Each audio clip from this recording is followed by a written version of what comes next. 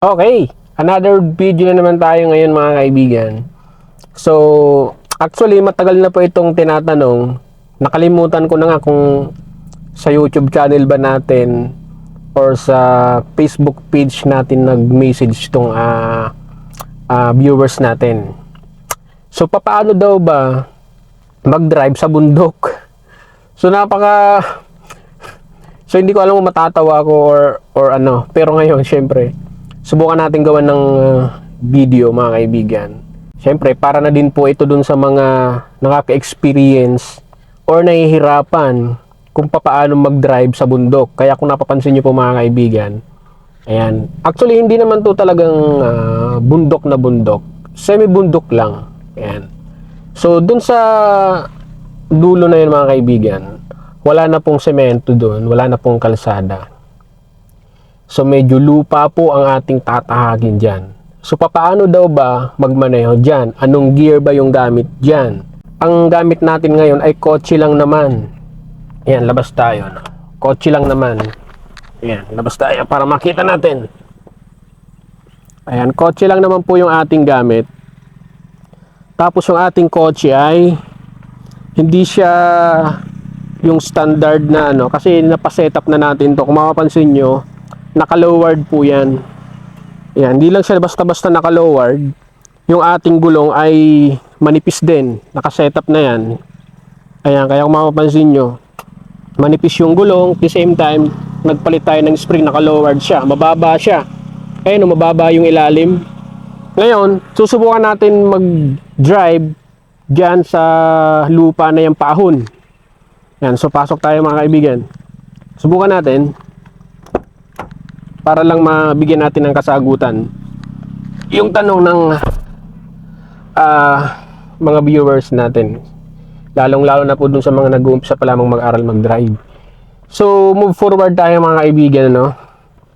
So sige, move forward tayo. Lagyan natin ng first gear, baba natin yung ating handbrake. So move forward tayo. Yan, okay. Support tayo sa dulo. Yan, titignan natin kung ano yung magagawa natin dyan. Anyway, pakisubscribe po ako sa YouTube channel, no? Mas marami po akong na-upload na tutorial dyan sa YouTube channel natin. Okay. Ayan, since kotse lang nga po ang ating dala, pag nandito po kayo sa ganitong mga sitwasyon, huwag po muna kayong basta-basta papasok, no? Mas magandang isurvey nyo po muna yung condition ng lupa. Katulad po na ito mga kaibigan, ayun, no? Medyo rough road po siya, ayan. Ayan, no? Ayan, rough road. So ito, katulad nito, malalim po siya. Hindi po siya kakayanin ng kotse natin. So hindi tayo pwedeng dumaan dito. So malalim siya. Ayan, so ito po yung condition ng kalsada mga kaibigan dito.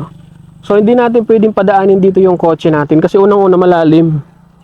Ayan, kung kayo po ay naka-pick up SUV, yan, matataas po, kayang-kaya po dito. Lalong-lalo na pag maulan, hindi pwedeng dumaan dito, madulas. So dito sa part na to, I think po pwede tayo dito. Pero ito malalim din eh. Yan. So iiwasan nyo lang tong ganito kalalalim mga kaibigan. Iiwasan nyo lang yan. Kasi mababa, kung mapapansin nyo, mababa yung kotse natin. So subukan natin umakyat. Ayan. So maganda dito mga sasakyan 4x4, yan, aakit po talaga dito. Mga trucks yan, makakakit yan. Subukan natin makakakit hanggang dun sa dulo. Yan. So ito yun, balik tayo sa ating kotse. Okay. Yan, so balik po tayo. Yan. So subukan natin umakyat dito para lang para lang dun sa viewers natin na nagtanong. Actually, sana hindi tayo sumabit. Sana tayo hindi sumabit sa mga malalalim na yun. Kawawa naman yung ating kotse. Ano ba yung mga nire-request nyo? Okay, anyway, ayan. Mababa po kasi ito mga kaibigan, kung mapapansin nyo. Ayan. Wala pang isang dangkal yung clearance, oh. Ayan, oh. Siguro ano to? 5 inch lang. So, hopefully hindi tayo sumabit. Let's go. Ayan. Okay. So, syempre, walang iba. Pag mga ganito pong mga paahon, mga kaibigan, gagamit po kayo ng first gear hanggang makaahon po kayo doon. Huwag na huwag po kayong gagamit ng second gear, third, fourth, five. Wala po, hindi po siya ahon, mamamatay siya. Kahit po pababa siya, gagamitan nyo ng first gear. Alright. Sige, moving forward na po tayo. Lagay natin ang first gear. Woo! Sana makaya natin. Diyan sa part na yun, malalim, so dito tayo dadaan. So first gear, laging tatandaan mga kaibigan, clutch biting point para makontrol nyo po ang takbo, lalong-lalo na pag medyo papahinto po kayo dyan. Kasi medyo paangat din siya. Medyo challenging to, kasi kotse lang naman ang gamit natin. So move forward tayo. Yan. So kailangan nyo dito maglagay ng konting gas. So as much as possible, yung mga nakita nyo medyo malalim, iwasan nyo na po. Ayan. Okay. So yun po yung daan natin. Hopefully hindi tayo masabit sa ilalim. Okay. So naka first gear lang po yung mga kaibigan at nasa clutch biting point lang yung pa ako sa clutch. Hindi ko siya totally binibitawan at nagdadagdag lang ako ng konting gas. Ayan. So sana hindi mapasabit yung ilalim natin. Dahil kung panagkataon baka hindi tayo makaalis dito. Yan. So dahan-dahan lang hanggat maaari, lagay lang kayo ng konting gas na clutch biting point lang. Huwag niyo pong bibitawan yung clutch. Okay, yan. Kumbaga half clutch lang pero clutch biting point po. Ang ibig sabihin po ng half clutch, clutch biting point. Yan. So dinadahan-dahan lang natin siya mga kaibigan at unti-unti naman siya nakakaahon. Yan. Kasi doon kasi malalim doon hindi tayo pwedeng dumaan doon, talaga pong sasabit. Kung pick up SUV 4x4 po yung mga kotse sa sakyan natin, siguro makakaahon po tayo. Ayan. Buksan natin yung bintana. Okay, so yan po yung dinadaanan natin mga kaibigan. Ayan.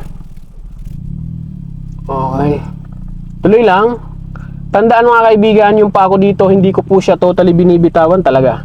Naka half clutch or clutch biting point lang siya hanggang sa mapaahon natin siya hanggang doon sa dulo.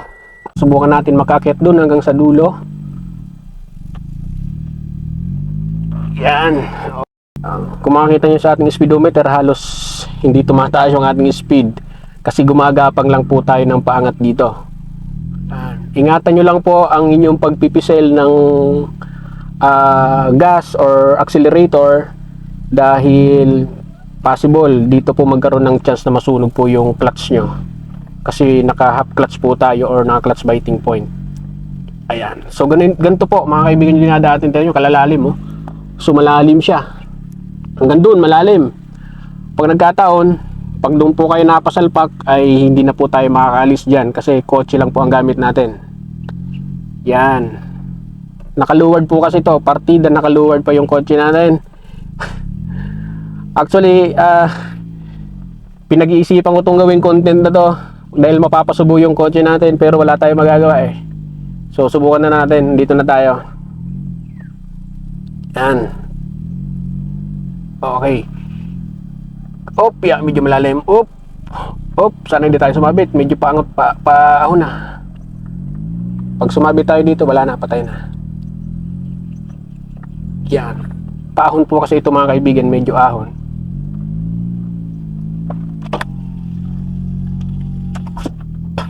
Sarado natin.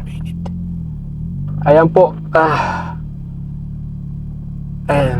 So as much as possible, pag mga gantong galawan po mga kaibigan, huwag nyo pong bibitawan yung clutch. Actually, hanggang dun sa baba, hindi ko binibitawan yung clutch ko. Ayan naka-hold po yan sa clutch biting point. Ayan. At naglalagay lang ako ng gas ng at least 1,000 to 2,000 RPM. May tumunog sa ilalim. Bakit kaya? Mukhang napasabi tayo Sana wag naman. Subukan natin. Okay.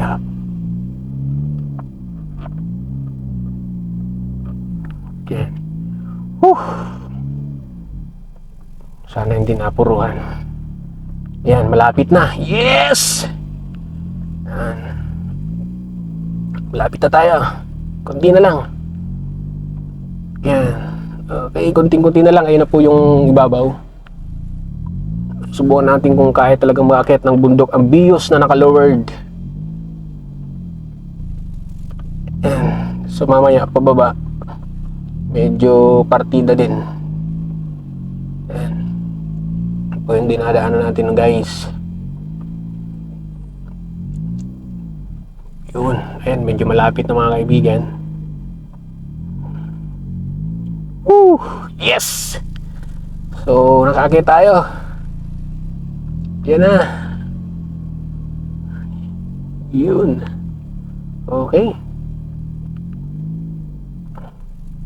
Kala ko hindi makakaakyat. Buti na lang nakaahon tayo. So ito guys, ito po mga kaibigan. Totally nandito na po tayo. Success po yung ating ano ngayon. So neutral, din handbrake lang natin. Pahinga lang natin ng konti. Ayan, yung clutch po mga kaibigan. Ayan. Huwag nyo siyang bibitawan hanggat maaari. Yan. And then dagdag lang kayo ng konting-konting gas. Nakapuron nga lang po yan sa pagkasunog ng clutch. Mapapansin nyo, mangangamoy po yung clutch nyo kasi paahon po siya at pinapagapang lang po natin ang ating kotse. Yan. Hopefully, walang na-damage sa pang-ilalim natin. Ayan po, mga kaibigan. Wala naman yata. Check natin. Wala naman. Okay, doon po tayo nang galing. Doon po tayo nang galing mga kaibigan. Ayan o. Ahon po siya. Hindi siya basta-basta ano lang, talagang sobrang paahon po siya. At yung dinaanan natin, ito po. Ayan. Actually malalim to. Hindi tayo pwedeng dumaan dyan, kaya dito tayo dumaan. Okay. So success po yung ating tutorial ngayon. Hopefully nakatulong tayo dun sa viewers natin na nagtanong guys. So yun, pasok tayo.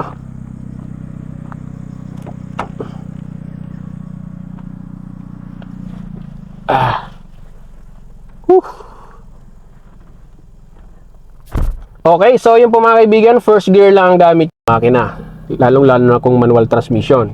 Kung kayo po ay naka-automatic, lagay nyo lang po sa kung mayroon kayong L mode or yung pinakang low gear, doon nyo po ilagay habang umakit po kayo sa mga gantong mga lubak, mga paahon. Yan, so gamit lang po kayo ng mas mababang cambio. So yun, hopefully nakatulong po sa inyo yung video na to at abangan nyo po yung mga next video natin. Bye!